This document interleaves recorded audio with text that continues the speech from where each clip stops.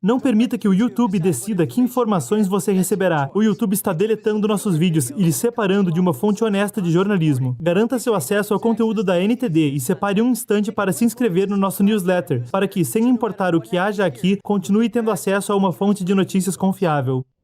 A morte de um famoso cirurgião de transplante chinês levanta suspeitas. Foi dita como suicídio, mas alguns estão citando a prática de extração forçada de órgãos do regime chinês. As convenções políticas anuais mais importantes da China estão agendadas para esta semana, mas as autoridades locais parecem estar aumentando a supressão de ativistas e reclamantes antes do evento. Um voluntário no combate à pandemia na China foi solicitado a ficar em uma zona de quarentena, mas seu isolamento rapidamente teve uma reviravolta inesperada quando viu pessoas lá enlouquecendo devido às péssimas condições do local. Quase 50 ativistas pró-democracia foram alvejados por Pequim. Foram acusados do que as autoridades chamam de conspirar para cometer subversão.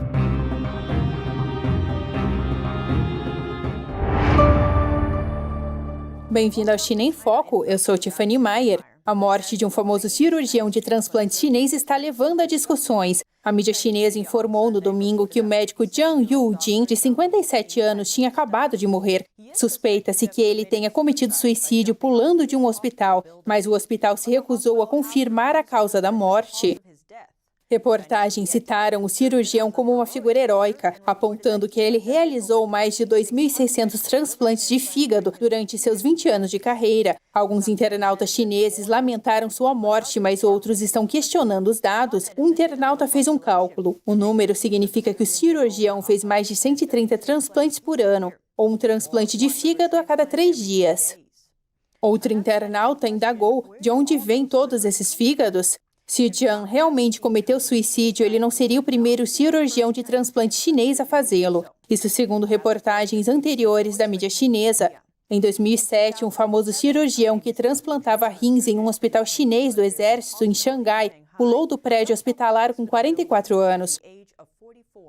Outro cirurgião que executava transplante de rim e coração no mesmo hospital militar também morreu ao saltar de seu escritório em 2014. Em 2010, um cirurgião de transplante chinês de renome internacional com 84 anos se suicidou. O cirurgião trabalhava para um hospital militar em Nanquim. A Academia Chinesa de Ciências informou que até o ano de 2004, sua equipe já havia feito mais de 1.000 transplantes de rim em 10 anos. E a lista continua. Embora a mídia chinesa suspeite de estresse ligado ao trabalho como a razão dos suicídios, há algo a mais que os cirurgiões mencionados acima têm em comum.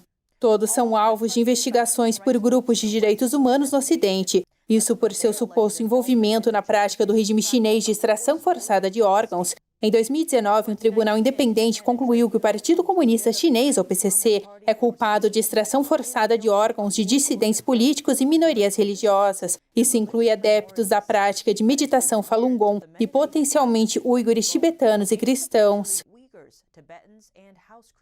O tribunal era composto por especialistas jurídicos e médicos internacionais. Foi liderado pelo Sir Geoffrey Nice. Ele também chefiou o Tribunal Penal Internacional para a ex-Jugoslávia. Nós, membros do tribunal, estamos todos certos por unanimidade e convencidos, para além de qualquer dúvida razoável, de que, na China, a extração forçada de órgãos de prisioneiros de consciência tem sido praticada durante um período substancial de tempo, envolvendo um número muito substancial de vítimas. Em dezembro de 2020, legisladores americanos apresentaram leis para impor sanções à coleta forçada de órgãos.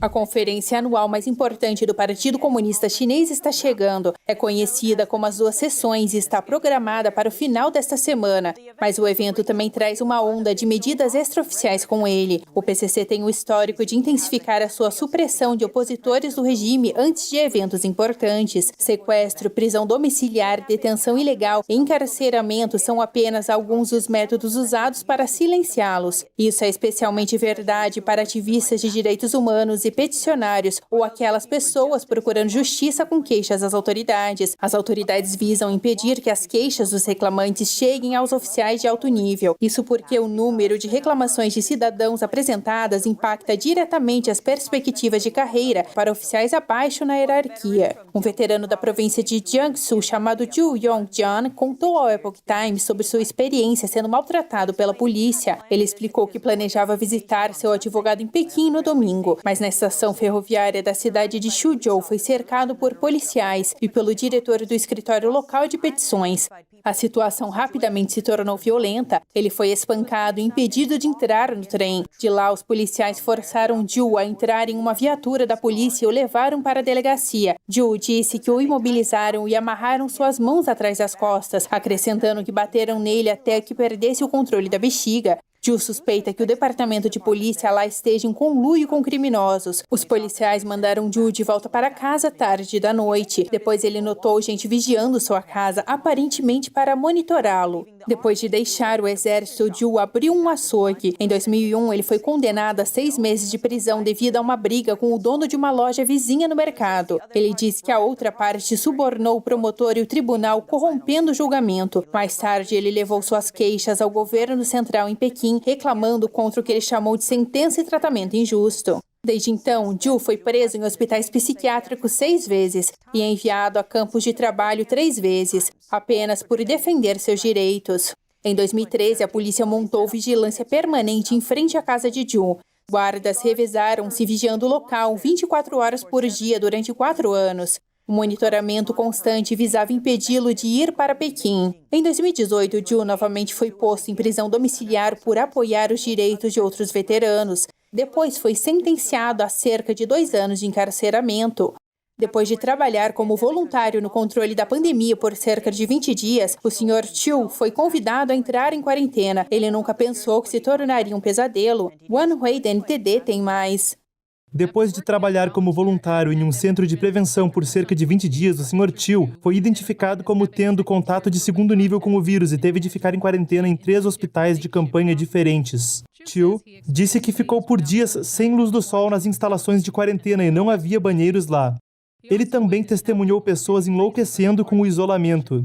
Um mês já se passou e ele ainda não sabe quando sua quarentena vai acabar. Afirmou que a política das autoridades é, entre aspas, punir 10.000 pessoas inocentes é melhor do que perder um único suspeito. Chiu é da cidade de Nangong, na província de Hebei. É um dos 2 principais polos do vírus na região. O lockdown lá começou em 6 de janeiro. Chiu disse à edição em chinês do Epoch Times que quando o surto começou em 3 de janeiro, todas as instituições públicas foram suspensas e todos os funcionários capazes de trabalhar foram enviados para combater a pandemia. Ele disse que trabalhava dia e noite. A única coisa que restava em sua vida era trabalho e sono. Seu trabalho era manter os cidadãos em casa. O que ele fez até que ele próprio foi colocado em quarentena. O primeiro hospital de campanha onde ele foi colocado era antes uma fábrica. Lá dentro, não dava para ver o lado de fora nem a luz do sol. Não sabíamos as horas. Luzes enormes no telhado ficavam acesas. Ao olhar para fora, só dava para ver as luzes e nada mais. Só dava para saber o tempo através dos celulares. Chiu disse que havia centenas de pessoas isoladas lá, com uma cama em cada quarto e nada mais. Explicou que não havia uma estrutura básica, nem Wi-Fi, nem sinal de celular, nem mesmo banheiros.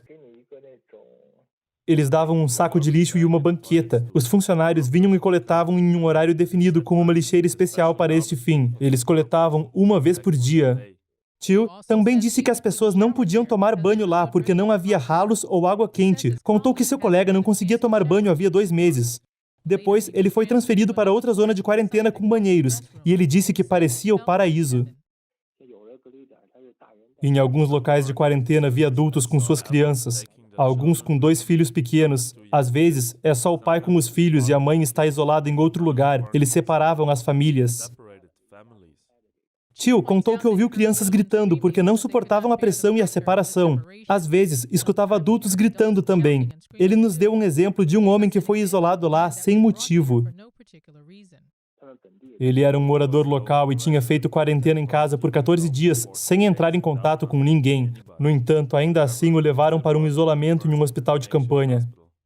A cidade de Nangong foi classificada como de baixo risco há cerca de 20 dias, mas a quarentena ainda continua. Ninguém sabe o porquê ou quando vai acabar. Tio se sente solidário com seus colegas que têm famílias para criar e empréstimos para pagar. Ele não sabe como conseguirão, porque não há renda ou subsídios durante o isolamento. Quanto ao próprio tio, ele diz que só pensa em voltar para casa quando o lockdown terminar. Wen Hui para a NTD. O ex-presidente Trump está rechaçando o presidente Biden por voltar à Organização Mundial da Saúde. Seus comentários vieram durante seu primeiro grande discurso desde que deixou o cargo na Conferência da Ação Política Conservadora em Orlando, na Flórida. Ele concordou em voltar para a Organização Mundial da Saúde, dando aproximadamente 500 milhões de dólares por ano, que é o que estávamos pagando. Trump retirou os Estados Unidos da OMS no ano passado. Ele disse que a OMS o contatou por um acordo na época. Eles ligaram e queriam que ficássemos. Eu disse, quanto vamos pagar aproximadamente? Uns 500 milhões de dólares? Quanto a China está pagando? Um país muito maior em termos populacionais. Senhor, eles estão pagando 39 milhões de dólares. E eu disse, por que estamos pagando 500 milhões e eles 39? Trump acrescentou que a OMS disse que, se os Estados Unidos quisessem voltar, poderiam pagar o mesmo preço que a China, mas ele decidiu sair mesmo assim. Os Estados Unidos têm sido o maior contribuinte da OMS. Em 2019, os Estados Unidos pagaram mais de 400 milhões de dólares. Não está claro se o governo Biden reentrou com um acordo de 500 milhões de dólares. A NTD contatou a Casa Branca para seu comentário, mas não houve retorno até a data da transmissão. O ex-presidente Trump não foi o único orador da conferência CPEC a trazer à tona questões da China. Um parlamentar está instando o presidente Biden a rotular o regime chinês como uma organização criminosa transnacional. Estamos fazendo uma diferenciação entre o povo da China e o Partido Comunista da China. Perry diz que o Partido Comunista Chinês é uma organização criminosa envolvida em atos criminosos. Seja a distribuição ou o subsídio da distribuição de fentanil através de nossas fronteiras e direto para os Estados Unidos, ou a violação dos direitos humanos. Fentanil é uma das drogas mais mortais em circulação nos Estados Unidos. Pode ser 50 vezes mais potente que heroína, e a maior parte do fentanil ilegal nos Estados Unidos vem da China. Em 2017, quase 50 mil americanos morreram devido à droga. O regime chinês está sendo criticado por seus abusos de direitos humanos na região de Xinjiang. Os Estados Unidos dizem que Pequim está cometendo genocídio contra a minoria étnica uigur lá. Perry apresentou um projeto de lei que designaria o PCC como uma organização criminosa no ano passado. Ele diz que isso permitiria ao Departamento de Justiça processar os responsáveis. Perry diz acreditar que a classificação daria aos Estados Unidos um referencial a fazer negócios com Pequim, especialmente para empresas. Porque eu não acho que a maioria das empresas quer estar lidando com uma organização criminosa. E a maioria das empresas certamente não quer lidar com uma organização que está envolvida nos campos de concentração e na opressão dos uigures. E, possivelmente, como disse, genocídio. Ele diz que o governo poderia fazer a designação por conta própria, mas seria uma medida ainda mais forte se o Congresso votasse e depois enviasse ao presidente para assinar. Slogans de protesto soaram quando cerca de 1.000 pessoas se reuniram em frente a um tribunal de Hong Kong na segunda-feira. Estavam lá devido à audiência de 47 ativistas pró-democracia que o regime comunista acusou de conspirar para cometer subversão. Soraya L. da NTD.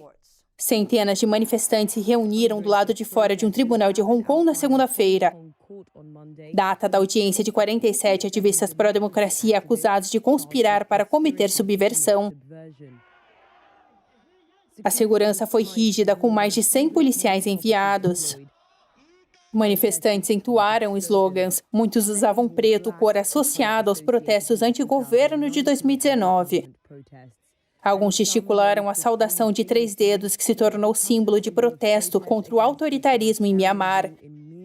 Os ativistas do tribunal foram indiciados por organizar e participar de uma eleição primária não oficial em junho passado, com o objetivo de escolher os candidatos mais populares para uma eleição no Conselho Legislativo.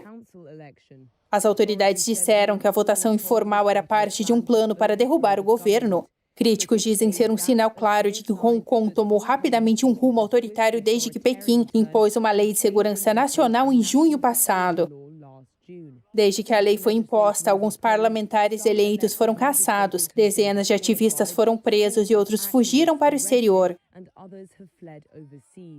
Ivy Chan apoia o movimento pró-democracia. Esse grupo de pessoas são nossos aliados que lutam pela democracia e pela liberdade. Não há mais nada que possamos fazer, então nos juntamos aqui para que todos saibam que ainda estamos aqui. Os hongkongueses não podem ser derrotados, continuaremos a lutar. Os ativistas foram indiciados no domingo sob a lei que pune o que a China define vagamente como secessão, subversão, terrorismo e conluio com forças estrangeiras, com até prisão perpétua. O secretário de Estado dos Estados Unidos, Antony Blinken, pediu que os 47 fossem soltos imediatamente. O ministro britânico das Relações Exteriores, Dominic Raab, descreveu as acusações como profundamente perturbadoras. O ativista de Hong Kong exilado, Sunny Chong, considera a medida de Pequim um sinal muito forte do chefe do PCC, Xi Jinping, de que ele quer erradicar toda a ala pró-democracia de Hong Kong. Sunny Chong participou das eleições primárias da ala pró-democracia de Hong Kong no ano passado. Ele acredita que, se a comunidade internacional não reagir ao autoritarismo do Partido Comunista Chinês, Xi Jinping vencerá e a liberdade e a democracia cairão. Isso é tudo por hoje no China em Foco. Obrigada por assistir e até a próxima.